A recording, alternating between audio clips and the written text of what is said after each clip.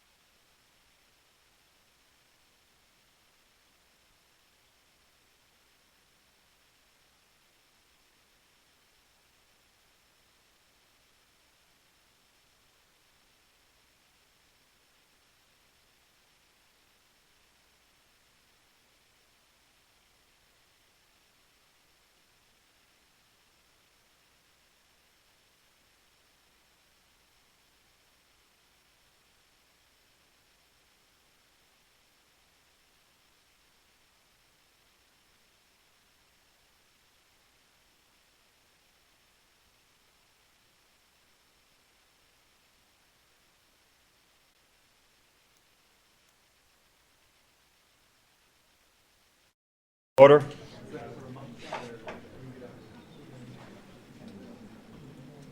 Is everybody signed in? Sign-in sheets are over there. If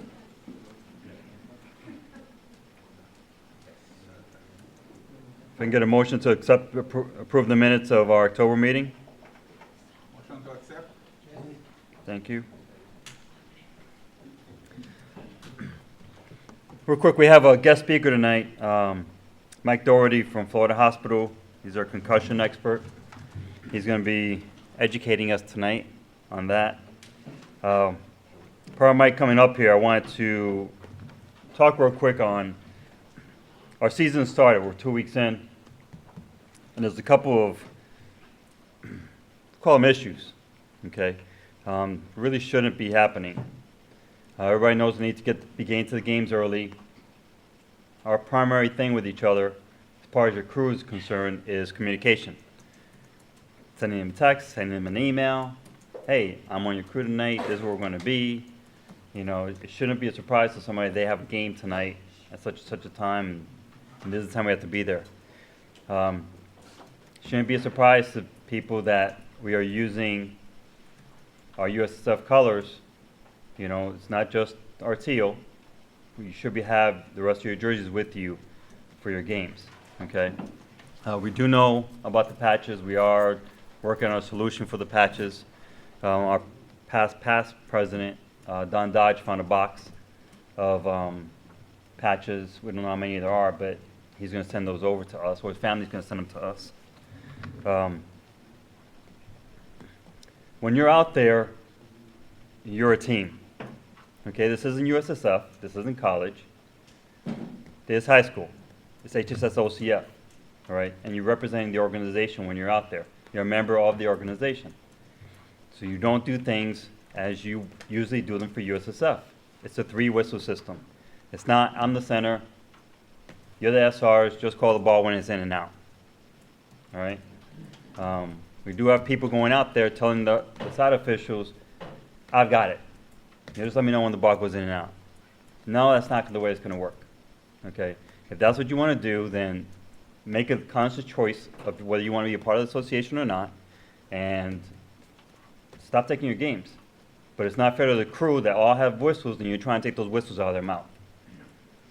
Okay? They can call PKs, they can give cards and so forth. But just like anything, communication. Talk to your crew what you want to happen, what you'd like to see to happen. You know, let's look at each other, let's have a delay reaction before we call something, before we give something. You know, let's talk real quick if we know this is the card we want to issue. If you have an issue with a coach, SR1, center, SR2, you know, talk to each other.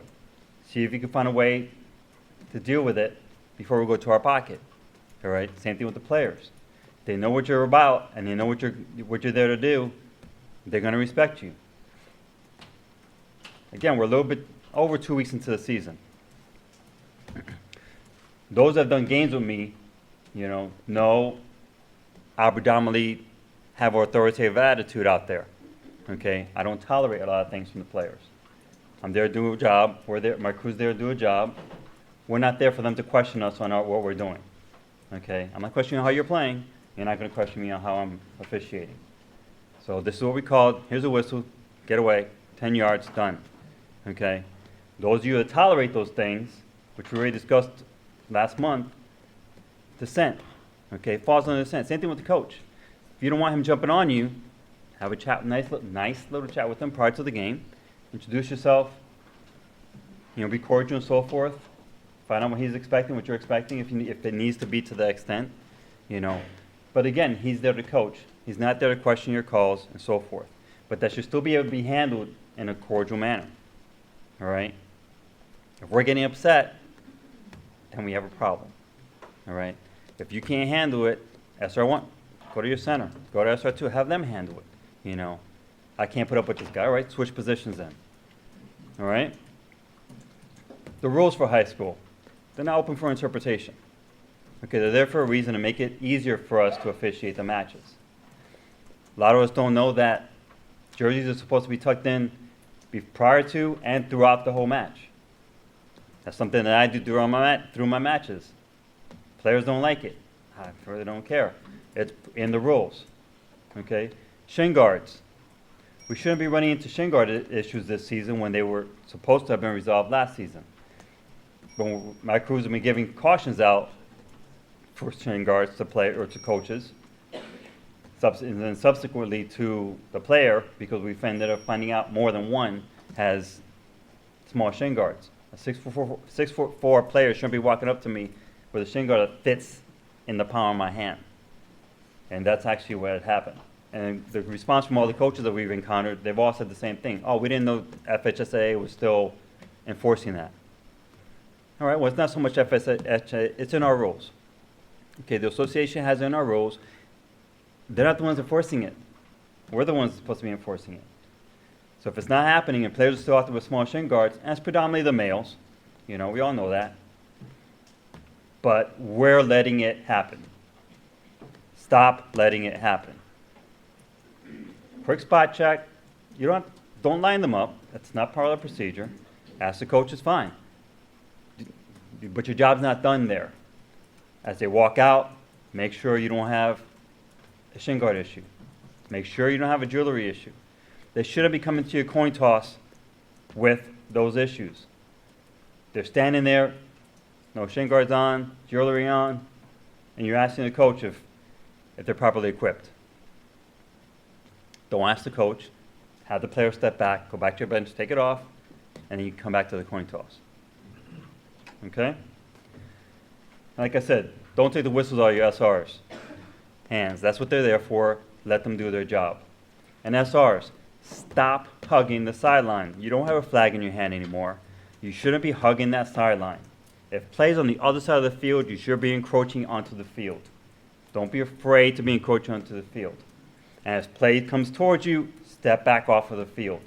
Play shouldn't be happening behind you. You shouldn't be doing one of these things because they caught you where you shouldn't have been. You didn't want back up in time. We've been doing this for a long time, folks. We know what we're doing. Let's go out there the rest of the season and show them we know what we're doing. Okay? Mr. Mike Doherty, Florida Hospital.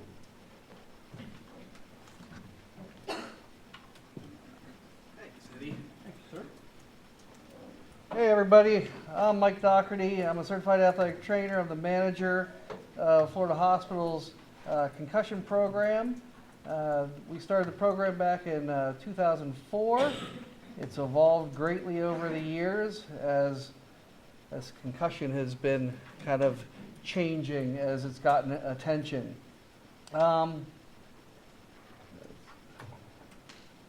So today we're going to go over some basics of concussion and talk about what a concussion is, kind of some of the stats that you see a concussion, specific as it pertains to soccer, the law as it pertains in Florida about concussion, kind of what we do to identify a concussion, kind of how we treat it, and kind of when it's safe to return to play.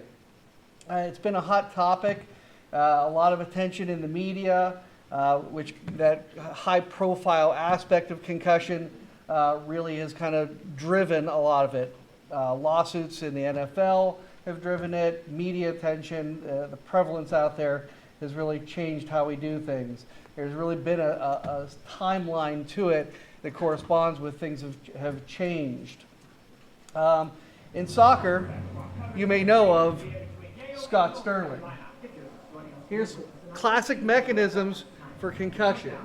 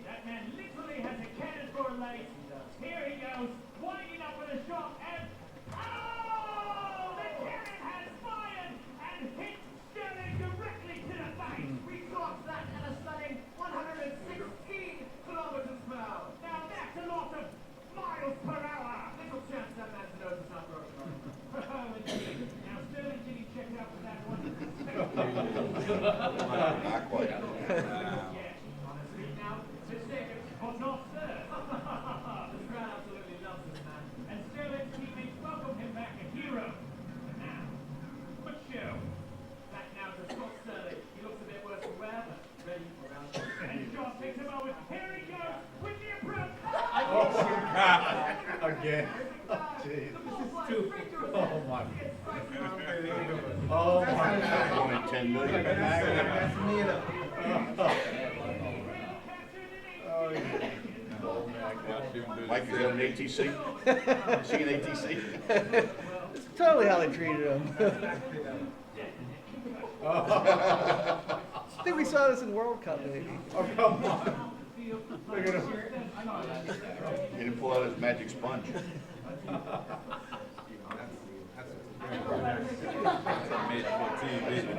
that's the extreme.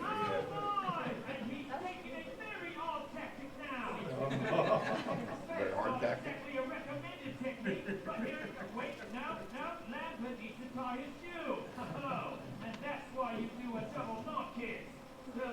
Is that a hesitation? Oh,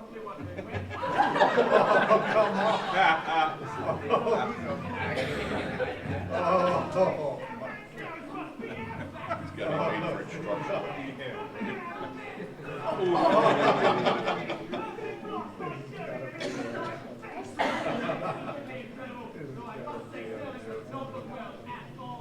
Does not look right.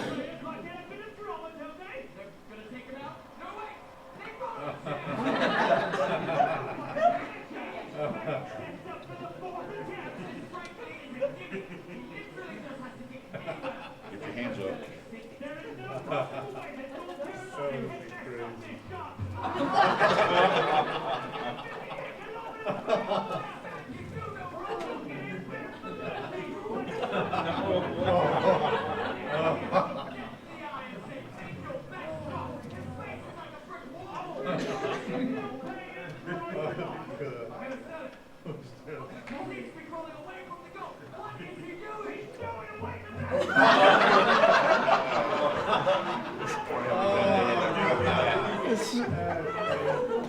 So anyway, the thing is with comedy, it's based somewhere in reality, and we've seen people that we've watched, football players and soccer players. They're like, how is that person back? They walked off with Bambi legs. You could see the dazed, confused look on their face, and they actually went back in, and you wonder how did that happen. So when you have the comedy, yes, it's funny, but when it comes to concussion, it really shouldn't be funny in the real world. And a lot of it is perception. And so there was a study done with athletes and perceiving of, is it safe to go back to play after a head injury if you are suffering from a headache? Surveyed 100 athletic trainers, 100 parents, 100 coaches. And the percentage, 54% of the players felt they would be fine going back to play. With the coaches at 2.1% and parents. So, often we relate, the athlete themselves as the person's, they're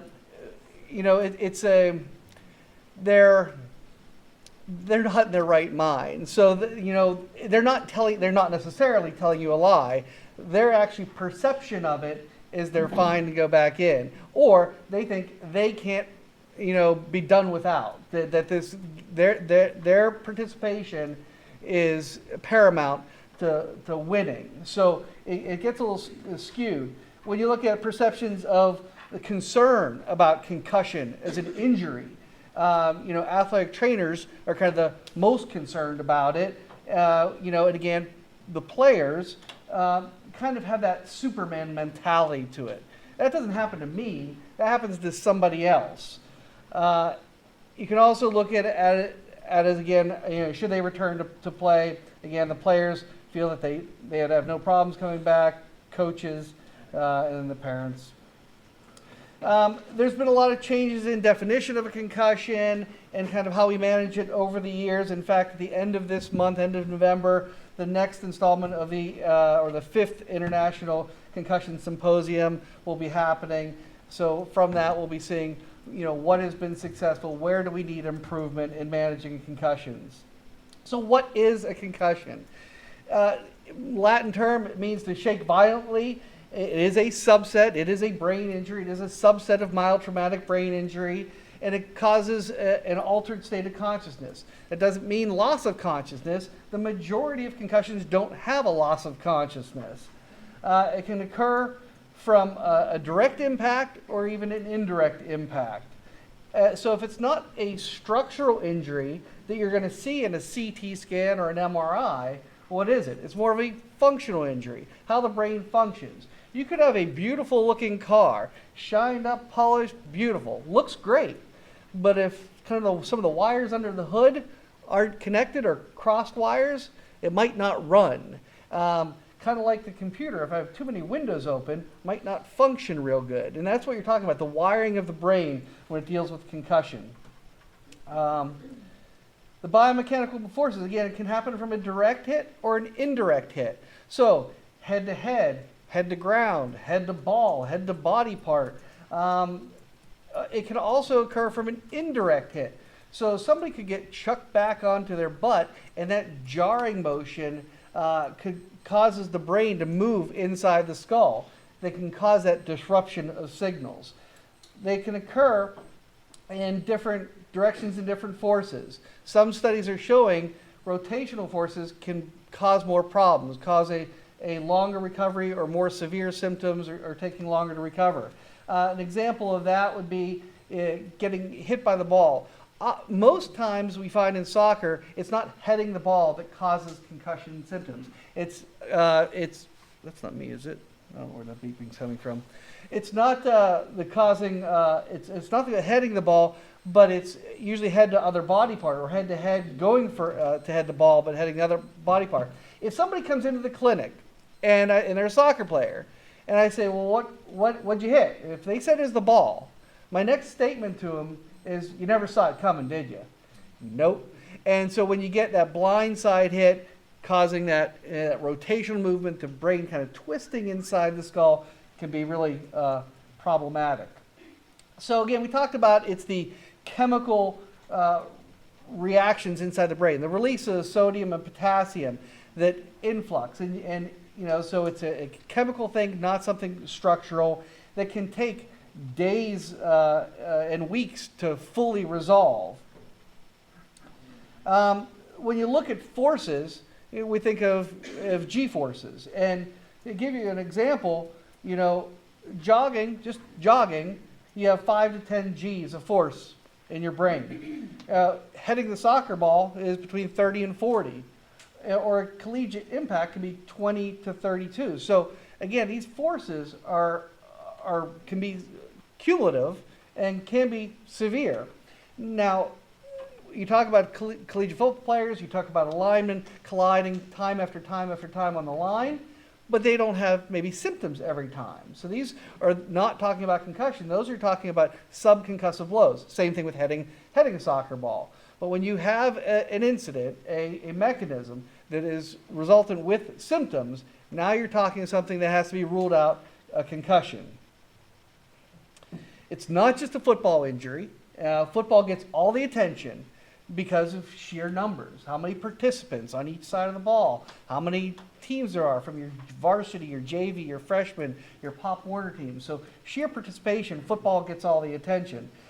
Soccer is a fantastic sport in my field for studying concussion, because there we see some true differences in boys and girls. It's the sport that is closest in similarity where you can really study concussions and some of the differences you see. Again, many sports that you can find concussion in. Any player that sustains a head injury with even the best protection. So, you know, helmet doesn't protect from concussion. Neither do the headbands that some players want to use. Now, if somebody comes to me and said, can I use it? You can use it, because I'm also fine with the placebo effect. If you think it's going to help you, it's not doing them any harm. But is it protecting them? No. And I'll be upfront with them. That is not going to protect you because of those biomechanical forces. Again, the brain moving inside the skull. So individual people have risks as well. So if you have a history of concussion, gender, girls more than boys, if you have a history of anxiety or depression, a history of headaches and migraines, all these individual factors can increase your risk of sustaining concussion or having a longer recovery. So education is really important when it comes down to concussion. History of concussions is associated with a higher risk of sustaining another concussion. Again, that's why it's a risk factor, and that's why it's also important, especially when you talk about something like second impact syndrome, which are really catastrophic, severe cases, small percentage, but you don't want to be a statistic or be on the field when a statistic is occurring. Let's see. Some of the numbers, 3.8 million injuries occurring in the United States with concussion. 1.4 million are hospitalized. 20% basically of the participants will sustain a concussion. Of those 36 million people that are participating between the ages 6 and 21, 12.4 million boys and girls participate in high school soccer alone. That doesn't include any of the club or younger levels or the collegiate level, 12.4 million. Again, 20% chance of an athlete in contact with collegiate sports sustaining a concussion. Facts about concussion. In youth soccer, for youth soccer, concussion is the second leading cause of head injury among female athletes, second. And for boys, it's the fifth. So again, you're going to see your fair share of concussions in soccer. Most soccer concussions are caused by physical contact with another player rather than the ball. This kind of shows you some differences in stats, but oops, how do I back up? Between football and soccer, men's and women's soccer at a high school and collegiate level. And what you see, why is it doing that?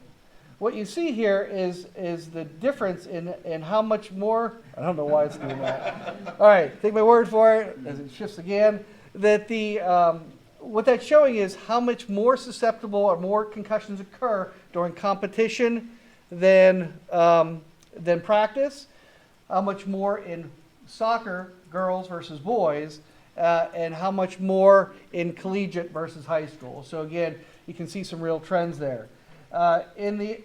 Oops, we'll do that again. So, why has there been legislation managing youth concussion? Because it encompasses such a vast amount of participants. The small tip of the pyramid is your professional athlete, but then collegiate, high school, and in your youth, there's a massive amount. And 20% of those are going to sustain concussion, then it's where the focus needs to be. With legislation in Florida, we were the 38th state to pass a law on concussion, and that came around in 2012. That law basically states that you need to do a couple components.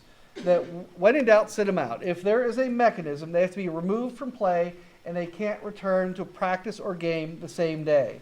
Once removed, they have to be symptom-free, pass their concussion testing, and a form, which we'll go over, the AT-18 form, which needs to be signed by a physician, an MD or DO, along with a 4-stage exertion process. Now, there are times that somebody has been hit and has had some immediate symptoms, and they go through testing, and it is a small percentage of time, but the physician will say, these symptoms seem to be related to something else.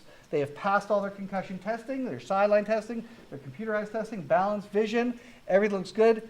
There's no signs of concussion can clear them back.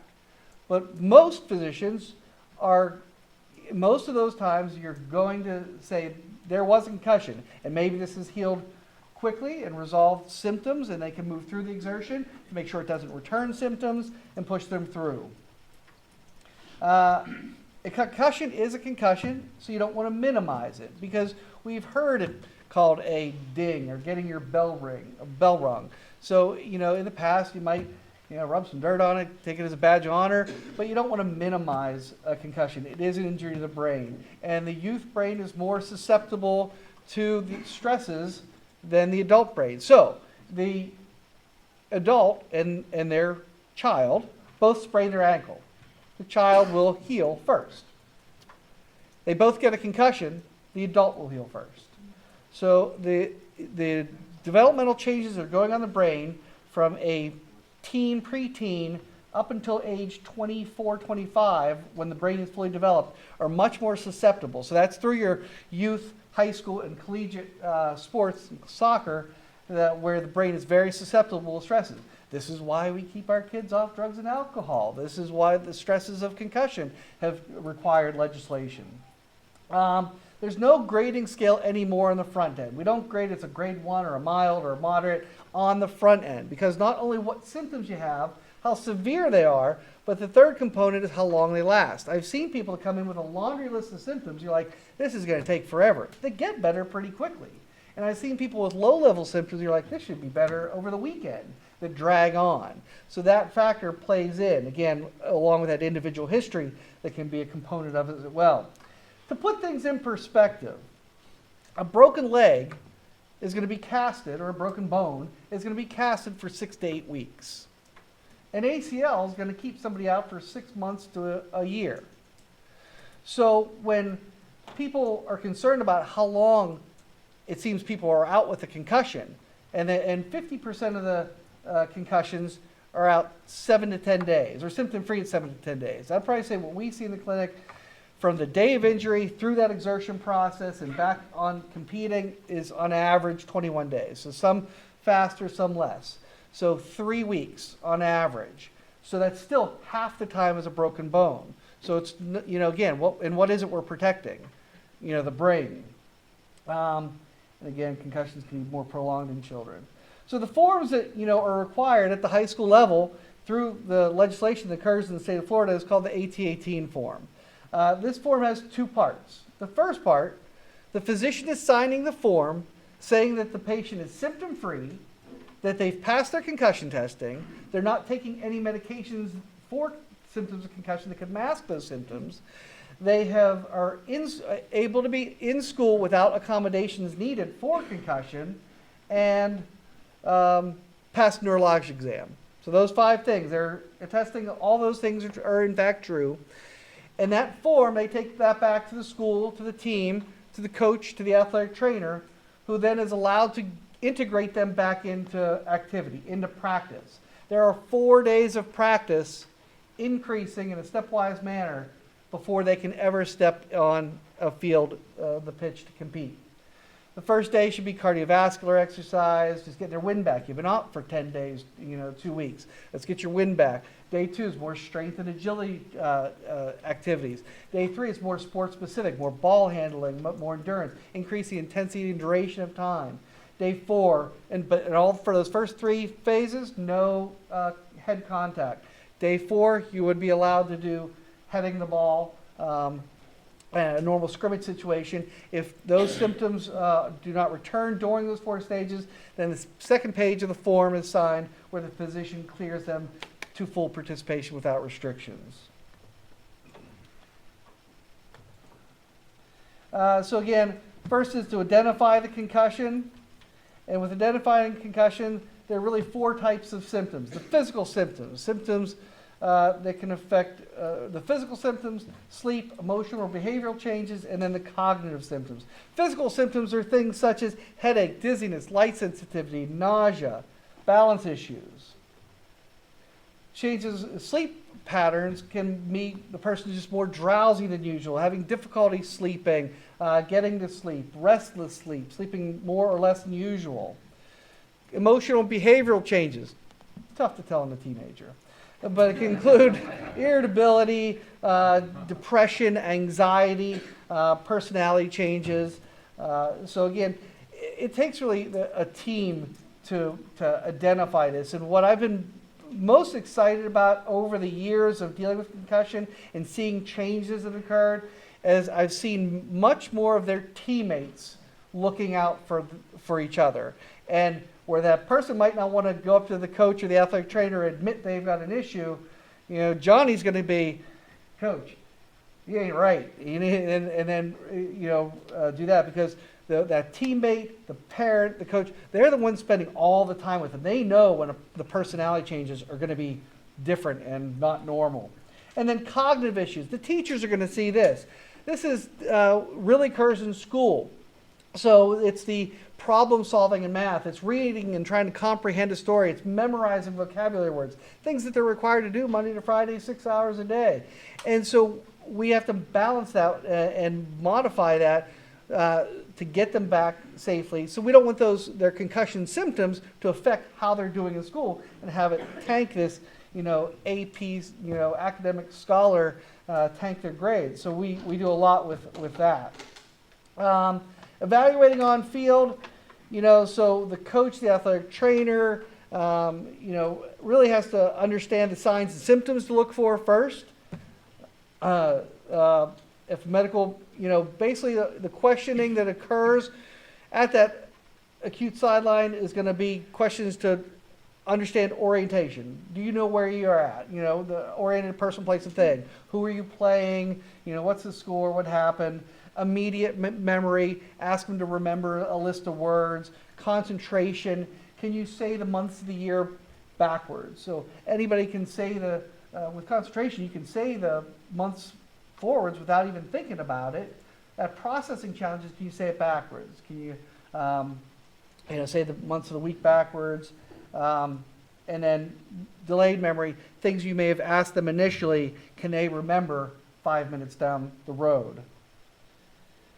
There's, a form called the SCAT3, a sports concussion assessment tool that has questions that you can follow and use as a guide to ask that the coaches and officials and athletic trainers can use on the sideline to follow along that series.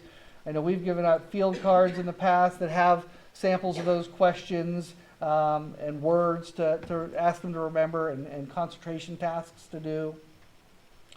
And there's really 4 pillars for the evaluation. It's identifying the symptoms that they're having and to what level they're having them. Neurocognitive testing, again, a computerized test that we use in the clinic mimics what we're trying to get with that sideline evaluation of orientation, processing, concentration. We also look at balance, and again, you can look at somebody's balance subjectively and have them stand on one foot and do different tests like that. We do much more sensitive things using technology and force plates to measure that.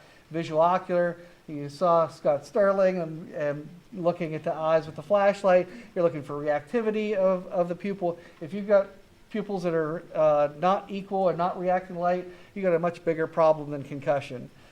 Really, probably at 20% of the concussions warrant some type of imaging study or a trip to the emergency room. Do not pass go, do not collect $200 if there's a loss of consciousness, if they're vomiting, or if they seem to be getting worse. Because again, in those cases, you need to be concerned, is there a bleed, bruising, swelling, or fractures? These are things other than concussion. We would expect all those things to be normal if we're dealing with concussion. Again, we're looking at the function of the brain for concussion.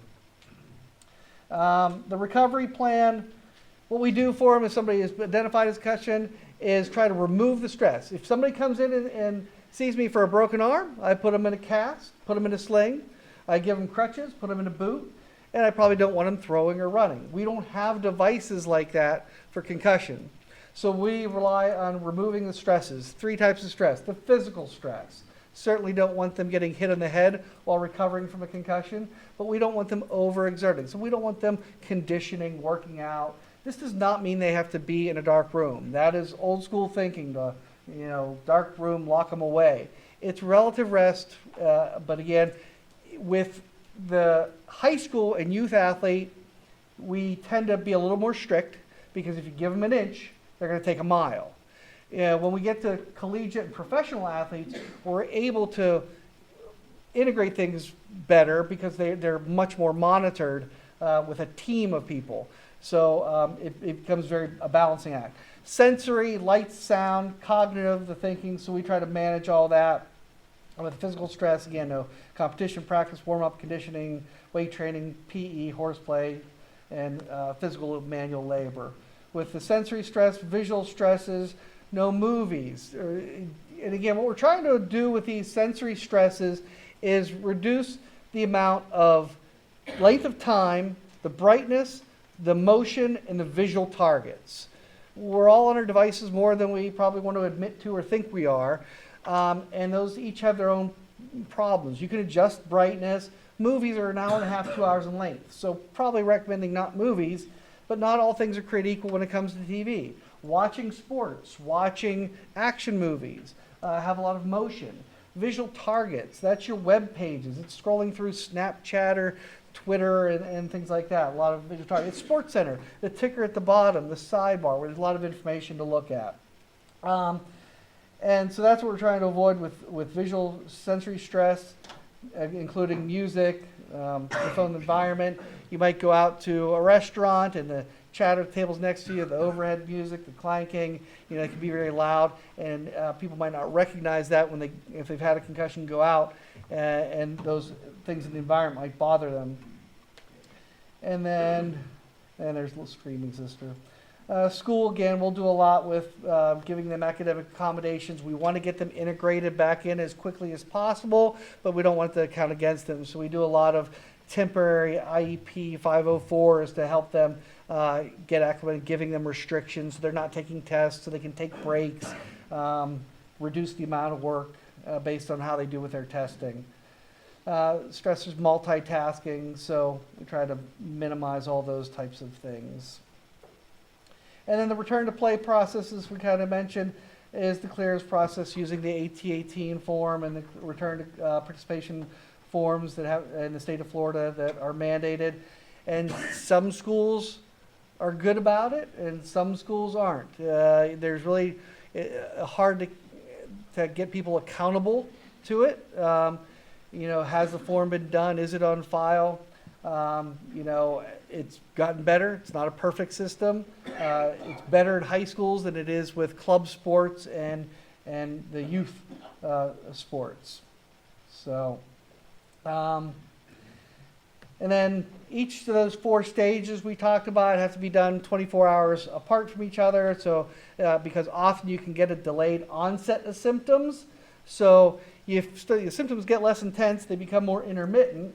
So they think, oh, I'm good. So I start back to things and I still feel good. So I do more. Now you've gone from 0 to 60 and you realize there might be a delayed onset. So you pay for it later that day or the next day. So that's why there's a separation and you don't do multiple stages on one day. The signature we talked about, the athlete has to sign the form, basically attesting they didn't have symptoms at the return. The person supervising those 4 stages, typically the athletic trainer, the coach, will be the ones that also sign off, saying that they did supervise them during that, and then the physician sign off as well. I'll just mention it. There's been a lot of things in the news about CTE. CTE is chronic traumatic encephalopathy. That is not concussion. There is evidence to say that there may be a connection to number of concussions and number of head contacts with early degenerative changes in the brain. We don't know enough yet, so we can't, don't want to jump to conclusions, but there's certainly some interesting evidence out there. The problem with studying CTE is there's no scan or blood test or anything for it. It can only be determined post-mortem, so during an autopsy. So you're seeing a lot of professional athletes who may have had some issues long-term with memory or with mood and personality that are then donating their brains to science. And some have died naturally, some have died via suicide. And in those people that have donated their brains, there has been an extraordinarily high percentage that have shown CTE, these early degenerative changes. So again, we're continuing to look at new ways to understand concussion and brain injury. But again, you'll hear it. It's not quite the same as concussion. And you'll say, somebody has CTE. Well, if they're alive, you don't know that they've had CTE. They could be experiencing symptoms consistent with CTE in, mood changes and memory issues and other long-term things that are consistent with that. But you wouldn't know if they truly had it unless they had an autopsy. What can be done? Education in changing the culture is going to be key. Early recognition and management, changing the rules. What is the rule, and is it the right rule for at what age do you start heading the ball? 11, 14, what's the number? Just like with baseball, there's a certain pitch count. We don't know how many, contacts too many, how many G-forces too many. It's too many individual things. But again, as we look into this, better medical coverage, neck strengthening. So one of the theories behind the differences in soccer between boys and girls and why girls are having more, and also the youth, is that neck strength may be a good prevention tool for concussion, so that the younger kids don't have that neck strength, the girls don't have the neck strength of their boy counterparts, and that can lead to that in not having that neck strength could put them more susceptible to having concussion. And then proper testing. It's a process, it's not a formula. Each case is unique and individual. Anything inside of 3 months is considered a concussion. When you have symptoms that extend beyond 3 months, you're really dealing with post-concussion syndrome. Inside that 3 months, 50% of the concussions in the youth are going to be symptom-free at 7 to 10 days. When you get out to a month, about 20% are going to still be having symptoms. Just shows you how variable it is. Things that go from the second to third month, certainly a lot smaller in percentage, but each case is unique and individual. When in doubt, sit them out, get them tested and evaluated by somebody who knows what they're doing, and get the appropriate clearance and protect your brain. Thank you. Any questions?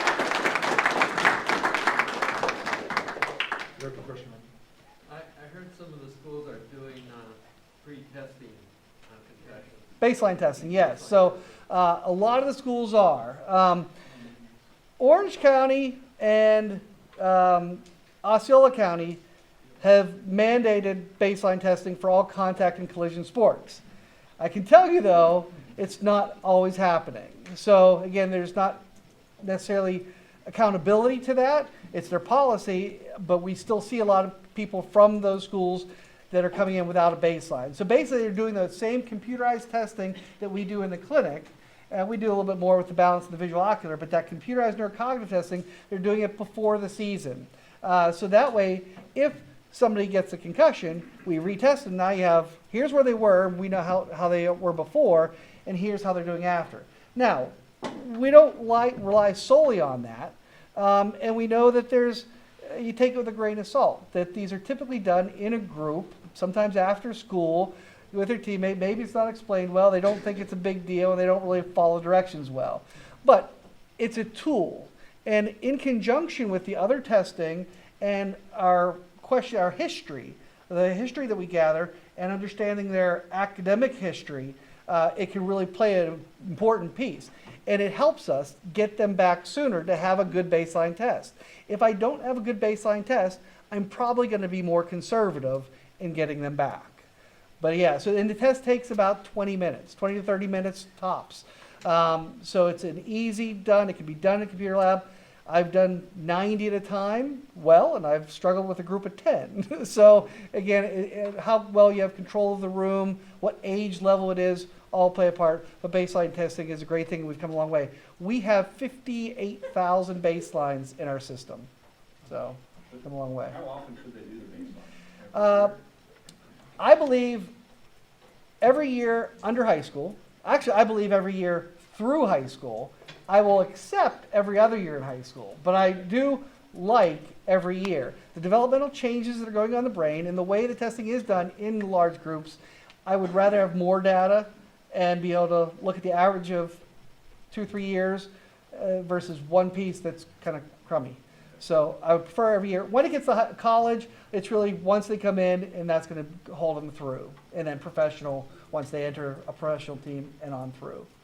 I had a situation in a game just 2 days ago. Girl gets hitting the ball here. Delayed reaction. She's now wobbling. She now falls to her knees. I'm running to her teammates now holding her. Call the trainer on the field immediately. Trainer takes her off. Trainer releases her back to play.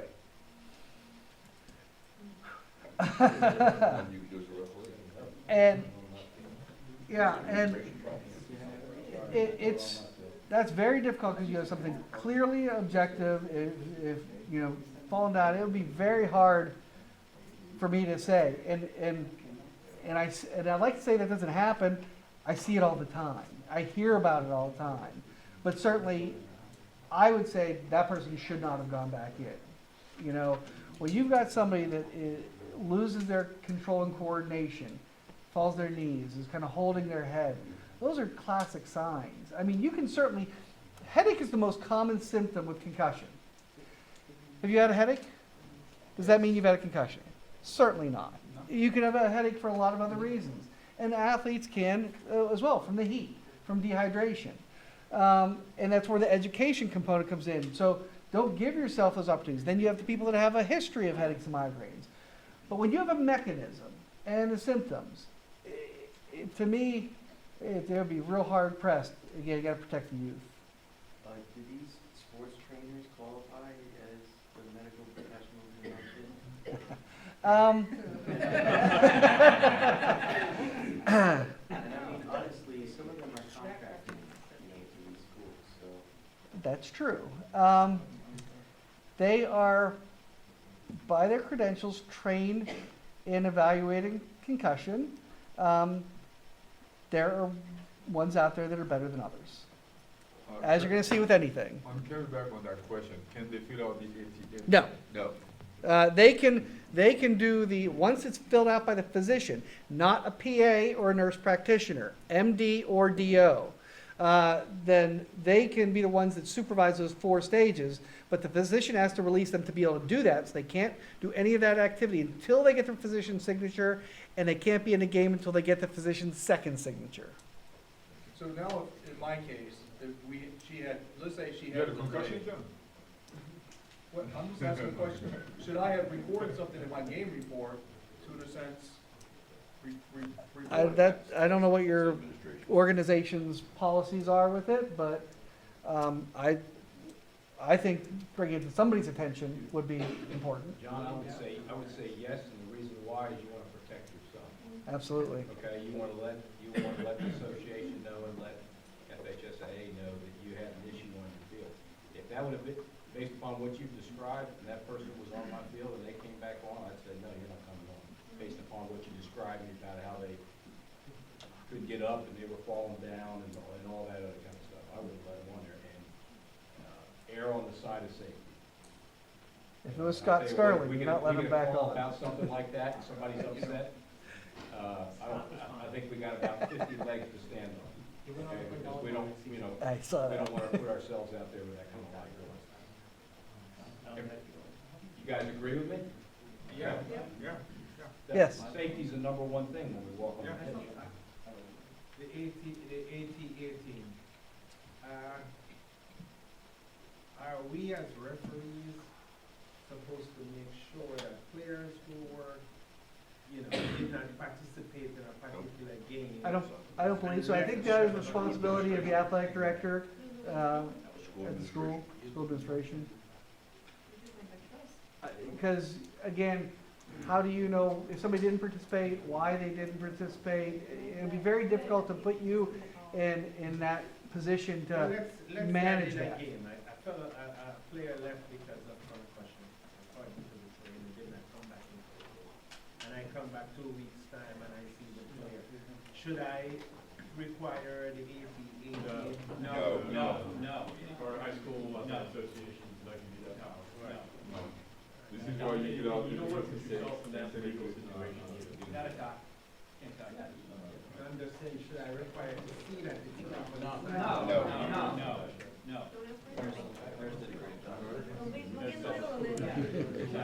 Legal side of things, let the lawyers handle that.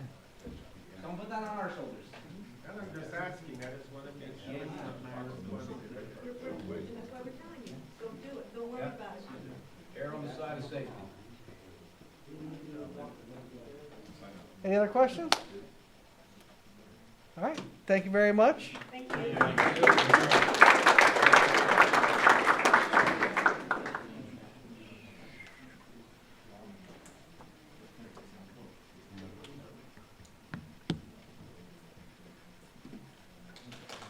Real quick, if you didn't get your HSSOCF shirt, the box is back here again.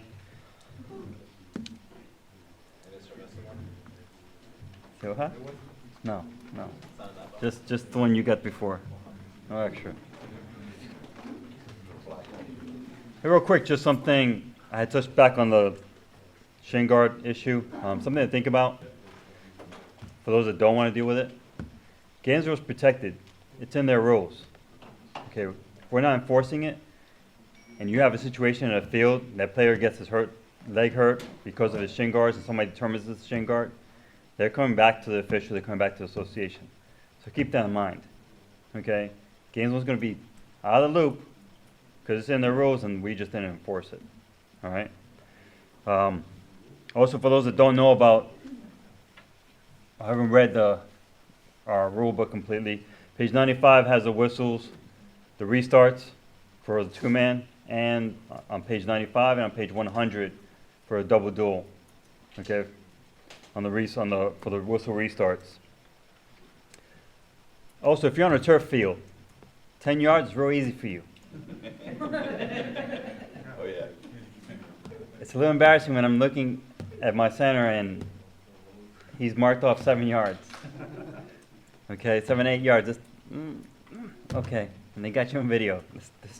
Let's make sure we get those 10 yards, all right? The white line, the big white line.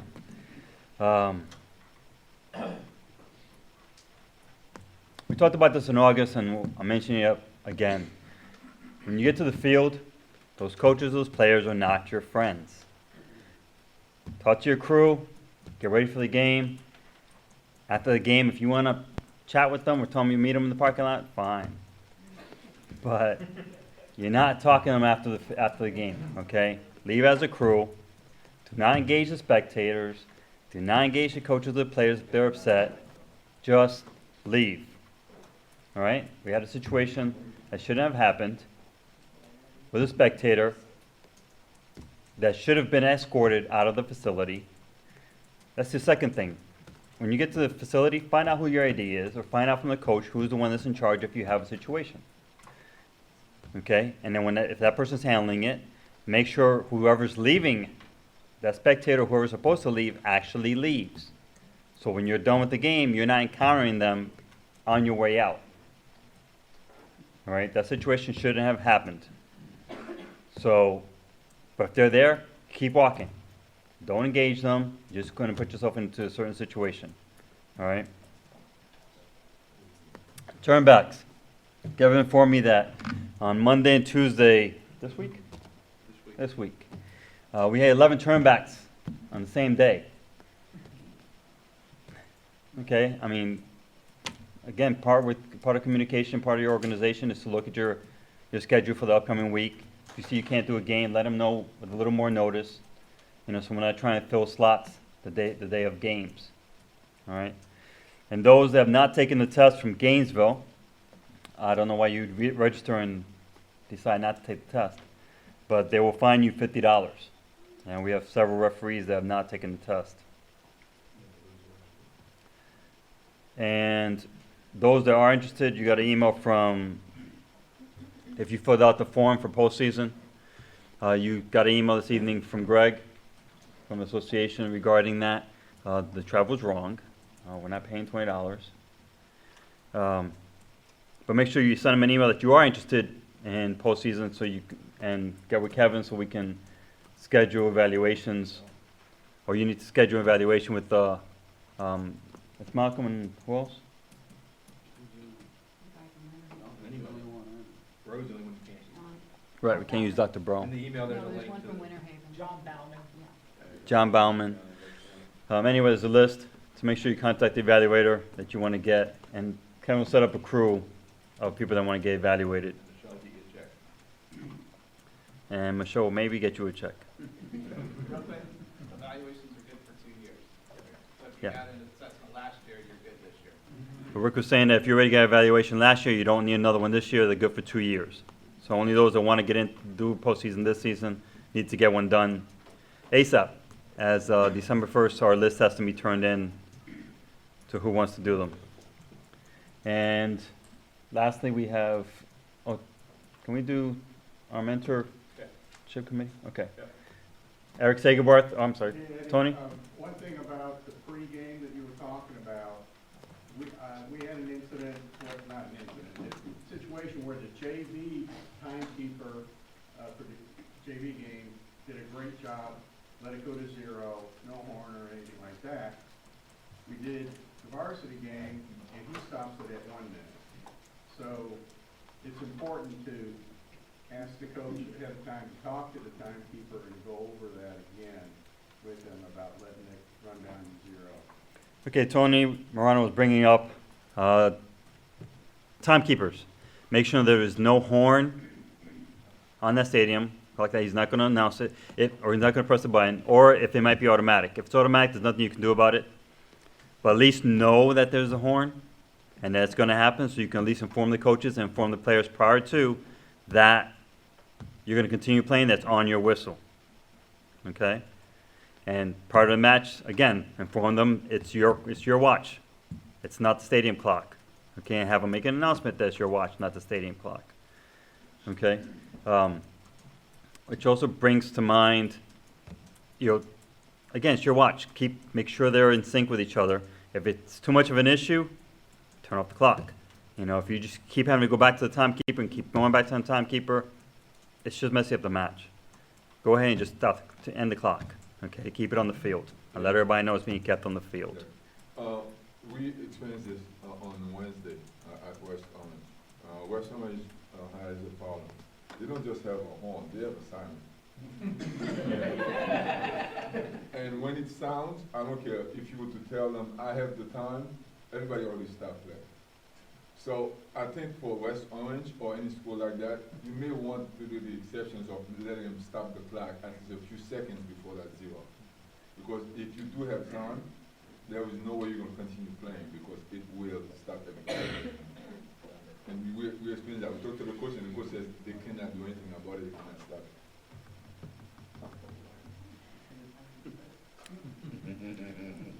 it. Okay, if you're West Orange, It's gonna go off, you know, It will go up. And hey, it will, yeah. but you're not supposed to stop the clock. and you can just at the beginning of the game say, it's gonna go down to 0, there's gonna be a siren, don't stop playing until you hear my whistle. No, they stop. If you start stopping it somewhere, then they're gonna start stopping it everywhere. And you have to be on the soccer field player to notice that when that sound goes, you will stop playing. You will. Even if you told anybody, you will stop playing. My only point is once you start doing it there. Also at the coin toss, make sure you have the head coach, not the assistant coach or anybody else, okay? Because again, we had a second situation that shouldn't have happened, that it became an issue and the coach ended up being sent. Because his statement to everybody was, well, I wasn't at the coin toss, so I didn't hear what was said, okay? Supposed to be the head coach at the coin toss, and on your rosters that you're supposed to be getting, it's supposed to have everybody listed that's on the bench, okay? If they're not listed on the bench, they shouldn't be there. At Colonial, was it Colonial? They were from Jones. A spectator with her baby was on the field, on the bench. We had to ask her to leave, and she really didn't want to leave, but I've been here for the past 4 games. Okay, sorry, you need to leave. Okay? I have a question. We have a couple from online. Okay, we have a couple questions from online.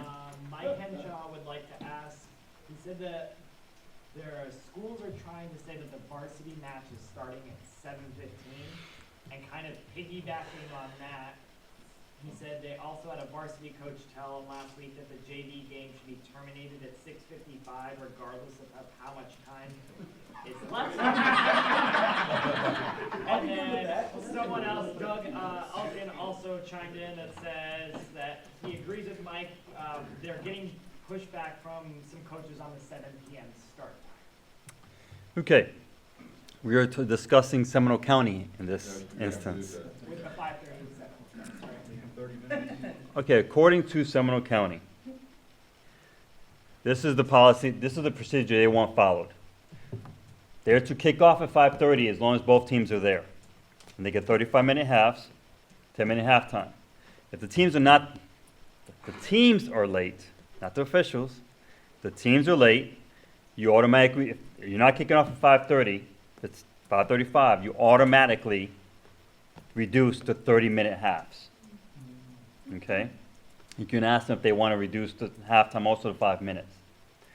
My understanding as of Saturday, I was talking to Coach Isles from Lake Mary, and remember that name, because his statement to me was exactly that. And I told him I had to verify. His statement to me was, I don't have to verify it, to just do what he said. I was okay. That yes, you are to end the JV match at 10 till or 5 till at a minimum, regardless of where they're at. You end the match. So the varsity has time. Varsity has time to warm up and kick off. We're still dealing with the 7:15 issue, because according to them, they sent us an email saying in that same 5:30 thing that they want to do a 7:15 start, where you can't find this fictitious email. But for the most part, like I said, they want it ended and to notify the coaches at halftime, coach, we don't have enough time to finish prior to 7, so we're going to be ending at this point. He said if those coaches have an issue with it, they are more than welcome to reach out to him, Coach Bill Isles at Lake Mary High School, and discuss why they don't get to finish their half out. That was a test question we all had, so. Oh, okay. But he said to call him, to have them call him if they have an issue with it. Do we terminate the game? He said terminate the match. You write it up as a terminated game? No, he said just end it. They all know. It's part of their policy. Eric. Can we send that out on Arbiter? Sure. Arbiter, just like we do And? just like we do the rules for middle school and all that stuff? Is that the person who is responsible for making law in Seminole County? He said yes. Do we have the games on He said they're all to go to him. They're all- Just at least that He's- way we got, Could we verify that with Jay Getty first? Yeah. We I'll can. ask him. But he said to go to him, not to Jay. So, I prefer to have it coming from their county AD, but, Bill is Bill. yeah. They don't have. And when I a asked, I said, county- are you sure they don't go to Jay? He said, no, they go to me. So, Yeah, I need to talk to we'll find out tomorrow, we'll post it. We'll be posting on Arbiter tomorrow. Eddie, do we need Gainesville's approval on that or not? No, because they're already, we can't go to Gainesville because we're already doing the 35 minutes and Gainesville only states 40 and 30 minutes. So if we go to Gainesville, okay, it's gonna come back on us, not just on them. Catherine? I have a football game at 6 and an 8. It's 8 o'clock. Is it the proper kickoff time? 8 o'clock kickoff. What school? Yes. Lake County, yes. Yeah, Pittsburgh, yeah. You were saying? What?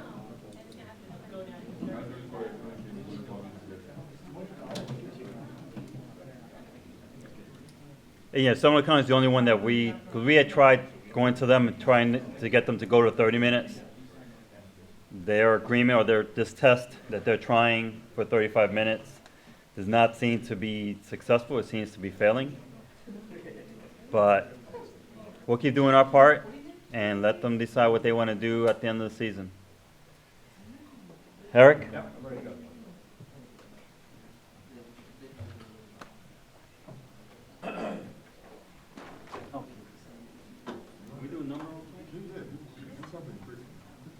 Okay, I'm up here to talk about the mentor program.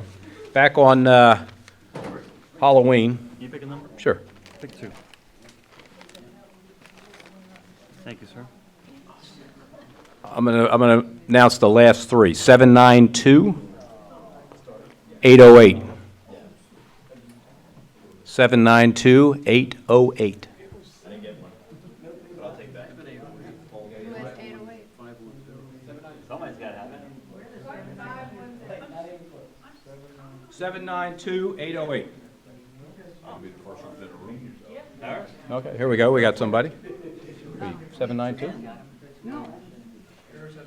792, yeah, there we go. Good job, man. Way to go. What do I win? You can win either a gray shirt or a pink or blue one from the classic. What size? I have large. Okay? I don't have medium. Well, while Harris is up here getting his shirt or whatever he's getting, let's talk about the mentor program. Back on Halloween, I asked Sean Michael to send out a social media message to everybody about the program. And I figured the response was going to be amazing if you wanted to be a mentor or a protege. And I figured the response was, I was just going to be blown away by it because of the unbelievable amount of traffic we got when we were handing out shites at the last meeting, if you remember that, okay?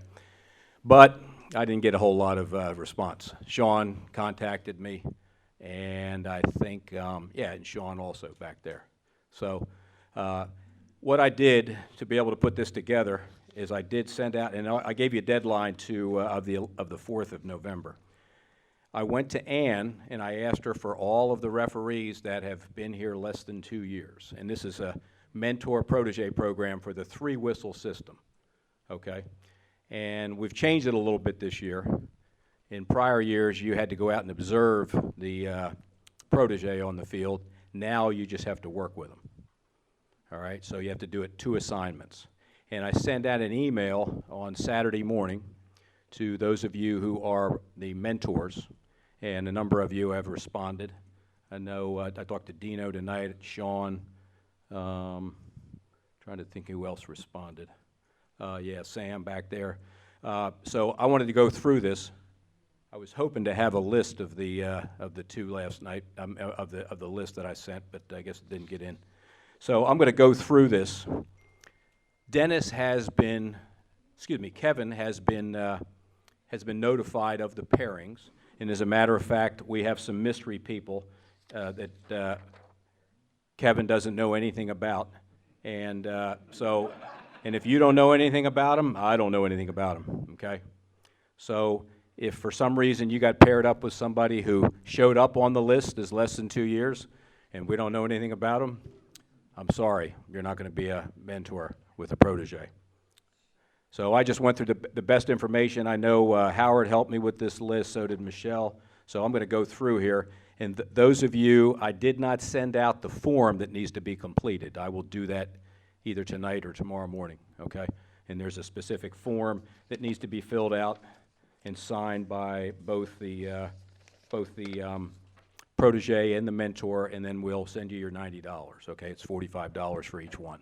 And this is an ongoing relationship during the season. I was working with Mr. Kepke over here the other night, and I'm his protege, and he's my mentor. And I gave him my phone number, and I said, hey, call me, you know, you got any weird things, you know, like concussion stuff, or, you know, somebody was crawling off the field, and, you know, they wouldn't allow them to, they had to still play the game, is that okay, or whatever. So it's going to be an ongoing relationship. All right, so what I'm going to do is I'm going to announce those people, and if you could jot this down, and if you're the mentor, you got the email. If you're the protege, okay, you are not part of it, okay? Hassan, Carlos Matos, Eddie Pozo, a lot of these guys aren't here tonight. Eddie Pozo, Alex Mulligan, David Harrison. David, I'll see you tomorrow night, Popka. William Morris, Dave McMahon. Okay, I know he responded to me with one of those emails, you know, I'm sorry, I'm out, you know, deal, but he did respond. Ken Miria, Sam Gillespie, Julio Noboa Jr., Guillermo Garcia, Herman Ortiz, Howard Schlanger, he knows, Eddie Loyola, Pedro Romello, there's Pedro right there. Hook up with him tonight, Eddie. Let's see here. Keep going along here. Sean Nuzio, Tim Rasmussen, Bossum, Michael Revega, ReyengA, Gus Oliveri, Ivan Royho Villa, Mitchell Law, Haley Royal, Daniela Floyd. You're going to be working with Eric Kelsey, okay? Kristen didn't want to do her brother, so you're going to do her brother. Okay, all right. Let's see here. Eddie Bernard. Okay, Eddie Bernard. You're going to be doing Thomas Walters, Mac Bleakley, Matthew Werner, Rick Rasmussen, Steve Whalen, David Sarando, Paul Ahrens. I think Paul's here tonight. Yeah, there he is. Okay. All right, David's right there. You're a lucky man there, Paul. Rick Richardson, Grant Amato. Tried to put these guys together, you know, geographically and all that kind of stuff, okay, to the best of my ability. Tom Nichols, Kareem Biena, Baina. Just look at your email if you're not really sure. Let's see here. Eden, Fabian Courtney, Ray Richardson, Jonathan Cruz. I know he's down in Osceola County. Jose Dubois, Jeffrey Davis, Michelle Catin, Guillermo Diaz. Let's see, Dave Anglin, Noel Cooper, Dino, I talked to you tonight, Darren Estefson, Tanner Tankin, Wayne Goff, James Phillips, Ricardo Gonzalez, Joe Uchel, Alex Hamill. Sonia, I haven't sent this to you, but could you do Wayne Hill for me? Okay, Wayne Hill. And Kristen Kristen's going to do Lauren Sickle, and myself with Keffer, Kepke, Sean Michael Kemp, who volunteered before anybody, thank you, Sean, Kevin Marin, and Dennis Mulligan, Randall Longhouse. If you have any questions about the program, call me, okay? And like I said, I will fill out the form, and please try to get these to me. It says December 31st. If you could get them to me, you know, the first part of January, that's fine. That way we can get it out with the first check in January. Any questions? Have a great season, guys.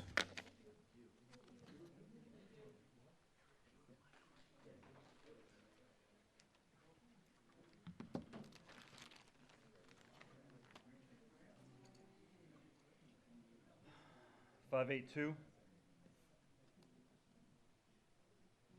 Mr. R. Brown. We have gray shirts or we have pink and blue shirts from the classic. 817.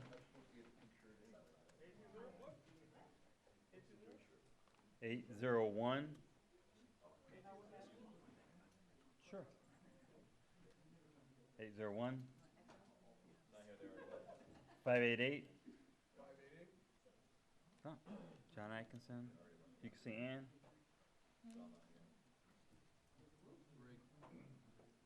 793, and Eric has one more thing to say. 793.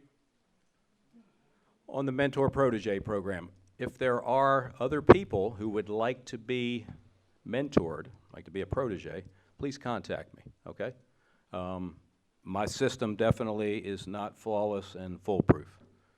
So I see some young men in the back that those look all like all new faces to me back there. So if you guys want to be part of it, you might even be on that list for all I know. So if you want to be part of it, please contact me.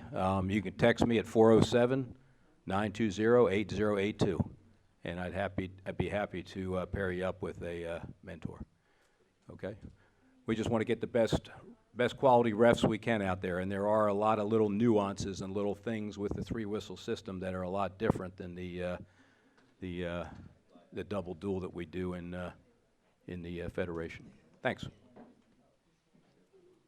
Patrick, how long have you been an official at high school? Mr. Proudfoot. Or Kevin? Yeah. Second? Fabian? First? Mikey? You're first. So three you can see.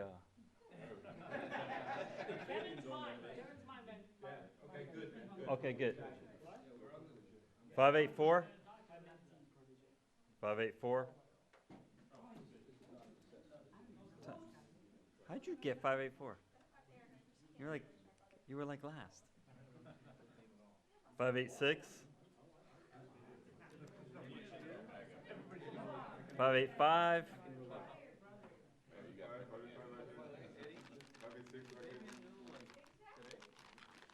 Fabian? Huh. Have you got any games? Okay. Hey, is Fabian? Shoot me a text just to make sure you're on the muster list. Okay. 789.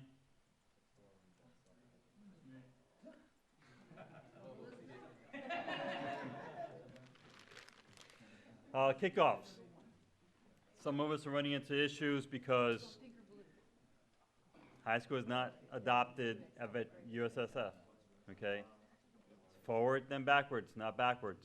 When we try to correct it, we have coaches yelling at us that, oh, we've been doing it like that all season. and I believe it, but we're not doing it like that tonight, okay? And lastly, your crew. Support your crew. Support your decision. Okay, whether you agree with it or not, don't go bad-mouthing them to the coach. All right?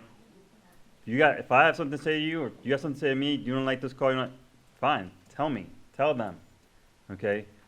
Do not go to the coaches or the AD and tell them, oh, I can't believe you made that call, I can't believe you did that. If you think it's not going to get back to that official, when all you're getting your gear together and he walks over to you and says, he just told me, or she just told me that they didn't agree with the call you just made. You just cost me the game because you didn't call that PK. And you're like, okay, let me grab my bag and go this way. You know, and you're the one climbing the fence. I don't know what he saw will save your life. I don't know what he saw. That's true. Sorry. I'm over here, that's their quadrant. I can't see it. He's a lot closer to play than I am, sir. Yeah. Eddie? Yeah, would you clarify the procedure for whistle after a score? There is no whistle after a score. Yes, there is. Read the, no. Would you clarify that for everybody? In the handbook, there's no longer a whistle. There was a question exactly in the There- exam about that. True, in the exam there is. But if you look in the handbook, it shows a signal after a score, not a whistle after a score. Okay? Yeah, we had that confusion in my game. That's right. No, it's in the Brew book. We have our instruction, Rick? It's correct, there is no official whistle required after a score, but if you want any chance in the world that the clock's gonna be turned off, it doesn't hurt to blow the whistle. Right. Doesn't hurt. It's not required. Right. If you realize that the clock's not. We've had a problem stopping clocks with the whistle, so. Wake up that guy and make him shot. But this is go. That's it, guys. Go. All right? There's 790 here?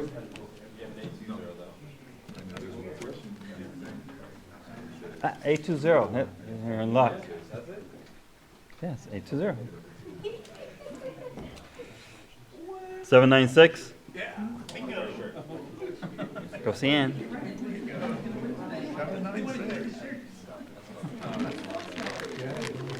And Rick is doing a quick education on how to be a high school referee. All right.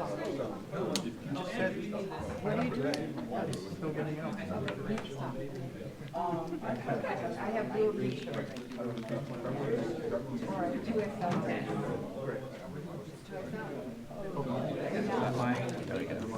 Thank you, sir.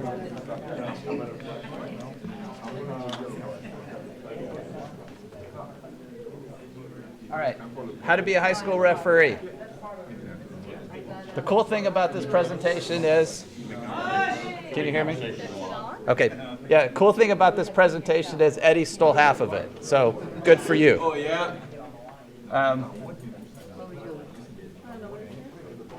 So, this is my words of wisdom after 27 years of refereeing. So I'm just going to go through bullet points. If you have questions, ask me, or if you want to talk afterwards. This isn't going to be as much of a discussion as I have done in the past. So, know the rules. Eddie's already covered that. High school rules are different than FIFA. The kick-off thing, I mean, that's just a prime example, and I've seen straight back, and that's not allowed yet. So, dress. Dress professionally at the field. The easiest way to lose credibility is to look like a slob when you show up on the field. Either dress fully in uniform or don't dress in uniform, but don't go halfway. If you're going to put on socks, wear them properly, which means up to your knees, not down at your ankles. If you don't want to wear your socks at your knees, then don't wear socks till you get to the field. That's what I do. Tuck your shirt in. Little things like that go a whole long way to buying initial credibility for yourself. Leave it till your first whistle before you lose credibility. All right? Fitness is important. We have to run. We're finding that referees on a competitive game will run 5.5 miles. The side referees will run 2.6 to 2.8 miles. That's a whole lot of running, and those guys who think that, I've heard the comment that you can extend your career with this 3-whistle system because the old guys can just stand on the sideline and not move. That is completely wrong. And you're going to run, as Eddie said, come into the field. You're going to run as much in and out as you will up and down. Balance your life. Figure out what your priorities are. Soccer probably shouldn't be number one. Why not? It's true. Take care of yourself first. Take care of your family first. You've got work. Not many of us can make a living refereeing soccer. You might have religion or Rotary Club, some other community service that you do. Then comes soccer. Keep that in mind. If you get your life out of balance, then you're fighting with your significant other about, oh, you're leaving for another night of soccer. And we've all had those arguments, and you say, yes, honey, here, take the paycheck, and that solves it usually. Yes. So get balance in your life.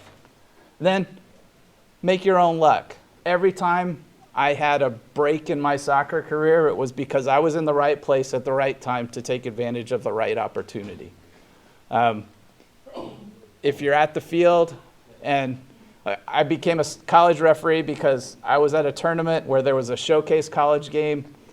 One of the linesmen went down. They needed somebody. I happened to be there watching the game because I wanted to see what a college game was like. I had never seen one in my life.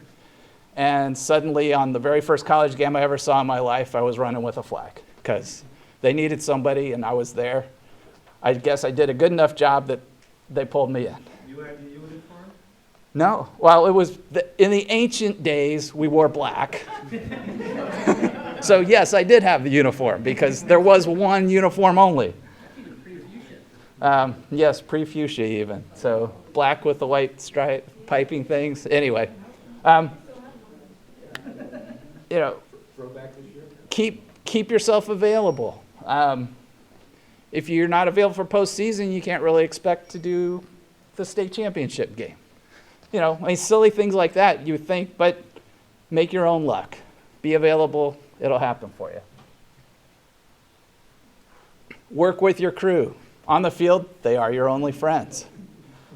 Even if you hate their guts, they're the only people you have any chance of liking and liking you back.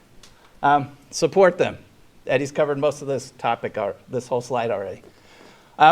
Some of us old people have words of wisdom we like to share. Listen to us. If you agree with us, great, use it. If you don't, say thank you very much, nod, and ignore it. All right? Don't argue. It just wastes everybody's time. And we do have a code of ethics that don't talk about bad things about your crew, the guys you're working with. Don't dispute calls. All those things. It's in the book. Let's work together as a team. Your assigner is your best friend. He's the guy that's going to make or break your season for you. If you do think you can make a career and pay all the bills with soccer, he's the guy that's going to make that happen. So don't get on his bad side. And again, if you're available, opportunities will come along. If you're never available, you can't really complain that you're not getting any gains. If you've got 6 of the 7 days of the week blocked off, you can't really complain that you're not getting games. So, and we hear those. So, I've said this one too. Coaches, they're not your best friend, even if they really are your best friend. I think Eric has a brother-in-law who's a coach in Lake County. They get together every Sunday and have dinner. That's great, but on the soccer field, they shake hands and walk away. Keep it professional. introduce yourself to the coach at the field, and that's it. You're not best friends. Don't sit there and talk about the wife and kids. That's not the right time for that. I've seen coaches time how much time we spend with one coach versus another and get really paranoid because we only spent 60 seconds with them and we spent 90 seconds with the other guy.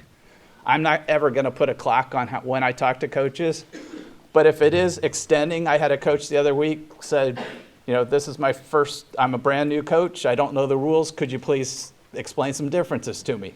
Well, we spent an extra couple minutes, and then I walked straight over to the other coach and told him what we were doing.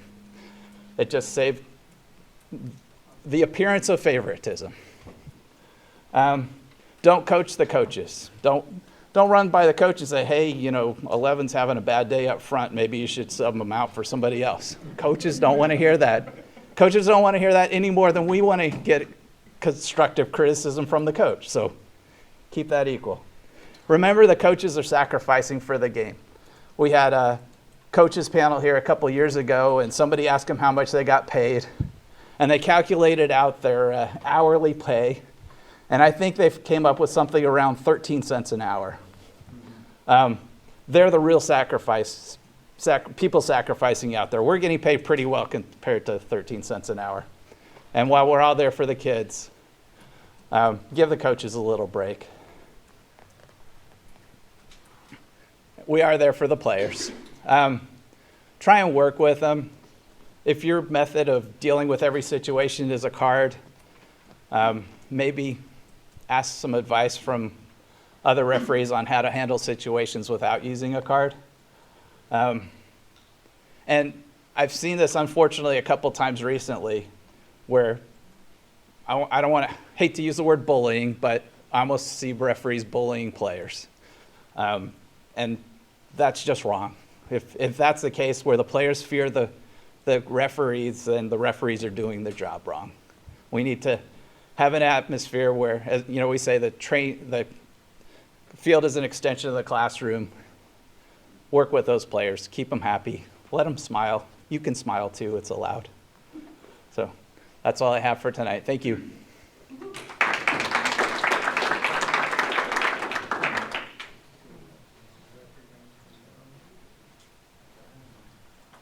Before Eddie gets back up here, I just wanted to compliment him, and Michelle was there the other night with us. We were at West Orange, and we had it's a very competitive match between them and Evans High School.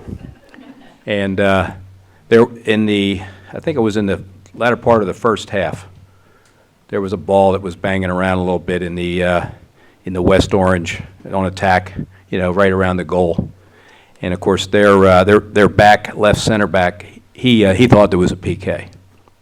This is a young man I've known since he's about this high, reffed a lot of his games. And he chirped, and he chirped, and he chirped. And Eddie, of course, eventually gave him a yellow card. And of course, he was like, what's going on, what's going on? I said, hey, he was a lot closer than I was.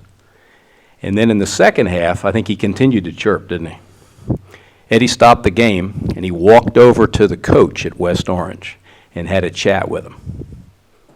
And I had already told Parker that he better, button it up. And of course, after Eddie was done his talk, Scott Nelson, the coach, just yelled out, "Hey, Parker, don't say another word. Otherwise, you're getting tossed." And this is a captain, he's a senior. And probably been a double yellow, probably. But you never know, Eddie might have given him a red. And then he'd have to be fined and sit out. But game management, people management. He kept them on the field, ended up being a 1-1 draw, and just great game management. Good job, Eddie.